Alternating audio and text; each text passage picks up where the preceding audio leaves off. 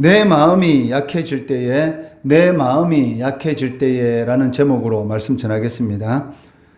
시편 61편은 형식적인 측면에서 개인 애가시로 분류할 수 있습니다. 그리고 시편 기자가 어떤 상황 가운데 처했는지 자세히 기록되어 있지 않아서 알 수는 없지만 그 2절 말씀해 보시면 내 마음이 약해질 때에 라는 말을 통해서 짐작할 수 있는데, 그것은 이 시편 기자가 어떤 그 위기 상황 가운데 자신의 마음이 눌려 있다라는 것을 알 수가 있다는 것입니다.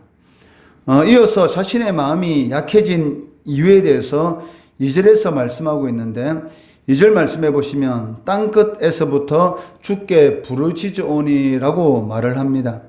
여기 땅끝이라는 이 말은 그 하나님과의 이 관계를 상징하기 때문에 그 시편 기자는 그 자신의 위기 상황이 그 하나님과의 관계가 멀어졌기 때문에 발생한 그러한 사건임을 느끼고 있다는 것입니다.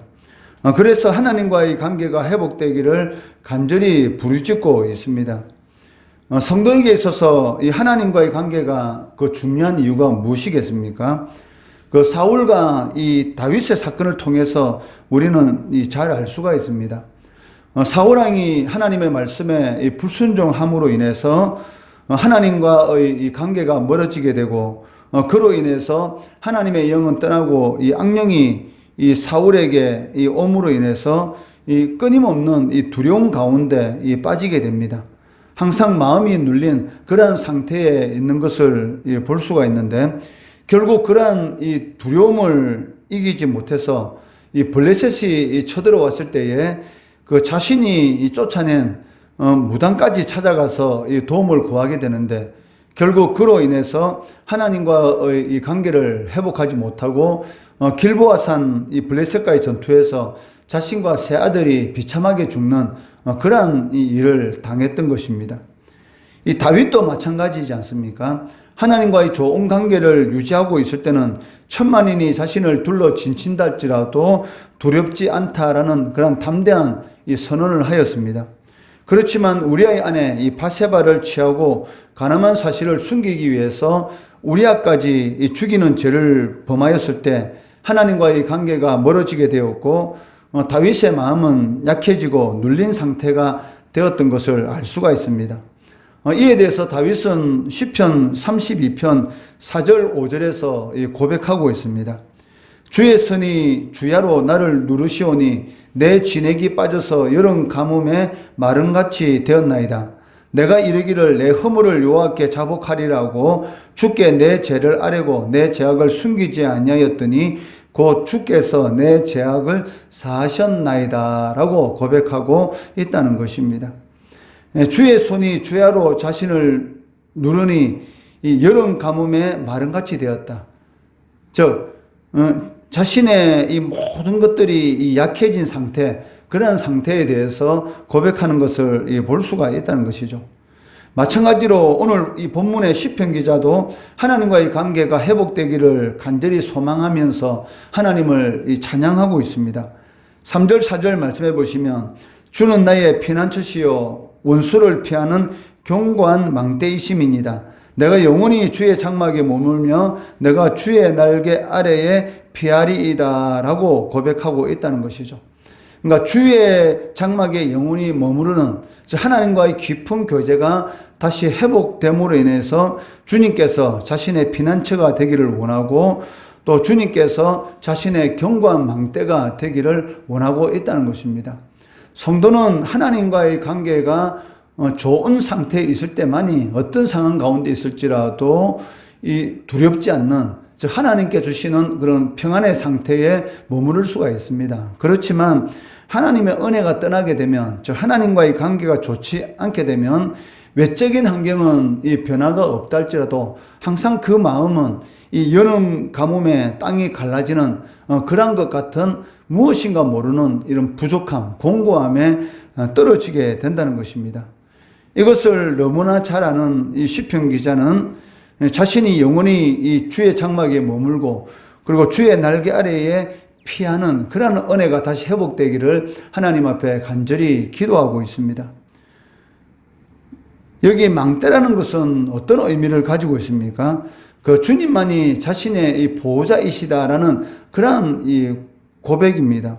이 망대는 이 고대의 성에서 적군이 그 침입해 오는가를 살피는 그러한 중요한 장소였고, 성을 보호할 수 있는 그러한 결정적인 역할을 하는 그러한 장소였기 때문에 주님께서 자신의 망대가 되기를 원한다는 것은 주님과의 관계가 회복됨으로 인해서 주님이 자신의 이 보호자이심을 고백하는 것을 보게 됩니다. 주의 장막에 머물며 주의 날개 아래에 피하겠다라는 것은 그 주님의 임재 장소인 이 성전에서 주님과의 이 영적인 그러한 이 깊은 관계가 회복되기를 바라는 그 시편 기자의 간절한 소망을 우리는 잘 볼 수가 있습니다. 이런 시편 기자의 소원대로 하나님께서는 기도 응답해 주시고 하나님께 영광을 돌리는 것을 알 수가 있습니다. 5절 말씀해 보시면 주 하나님이여 주께서 나의 서원을 들으시고 주의 이름을 경외하는 자가 얻을 기업을 주셨나이다 라고 고백하고 있다는 것이죠. 그런데 시편 기자는 갑자기 지금까지 자신의 마음이 눌린 상태 가운데서 하나님과의 관계가 회복되기를 간절히 기도했는데 갑자기 이 왕을 위한 이 기도로 바뀌는 것을 보게 됩니다.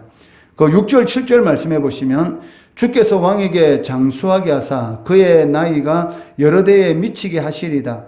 그가 영원히 하나님 앞에 거주하리니 인자와 진리를 예비하사 그를 보호하소서라고 기도합니다. 갑자기 시편 기자가 이처럼 왕을 위해서 기도하는 그 이유가 무엇입니까?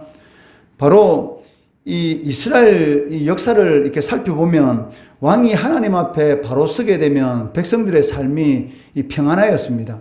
그렇지만 왕이 우상을 섬기고 하나님과의 관계가 잘못되게 되면 그 고통은 이 백성들에게 다 돌아갔던 것을 볼 수가 있다는 것이죠. 그렇기 때문에 시편 기자는 이 왕이 하나님의 그 은혜 아래에서 하나님의 그 은혜를 누리는 그러한 삶을 살아갈 수 있도록 도와달라고 하나님 앞에 왕을 위해서 간절히 기도하는 것을 볼 수가 있고, 왕이 하나님 앞에 영원히 거주하는, 즉 하나님과의 좋은 관계가 유지되는 그러한 이 삶을 살아갈 수 있도록 기도하는 것을 알 수가 있습니다. 하나님께서는 하나님의 백성들과 이 깊은 관계를 맺기를 원하십니다. 이러한 하나님의 마음이 성경에 잘 기록되어 있는데 그 중에 이 대표적인 말씀 중에 한 구절이 바로 이사야 1장 3절의 말씀입니다.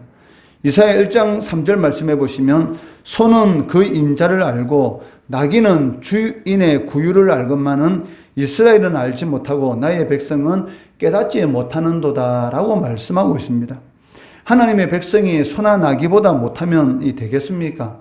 소도 알고 나귀도 아는데 하나님의 백성인 이스라엘이 그 임자 하나님을 알지 못하고 깨닫지 못하는 것, 거기에 대한 안타까운 이 마음이 바로 이사야 이 선지자의 이 말씀을 통해서 우리는 너무나 잘 알고 있다는 것이죠.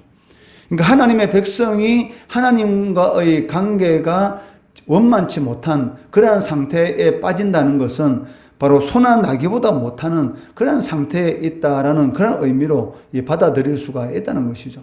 그렇기 때문에 성도들은 항상 이 하나님과의 좋은 관계를 유지할 수 있도록 깨어서 기도해야 되는 것이고, 말씀을 항상 묵상하는 그러한 삶을 살아가야 되는 것이고, 어떤 일을 하든 간에 과연 이 일이 하나님이 기뻐하시는가, 상황을 보고 환경을 보는 것이 아니라 먼저 하나님께서 과연 이 일을 기뻐하시는가, 거기에 우리의 모든 이런 영적인 이런 초점을 맞추어 가야 한다는 것이죠.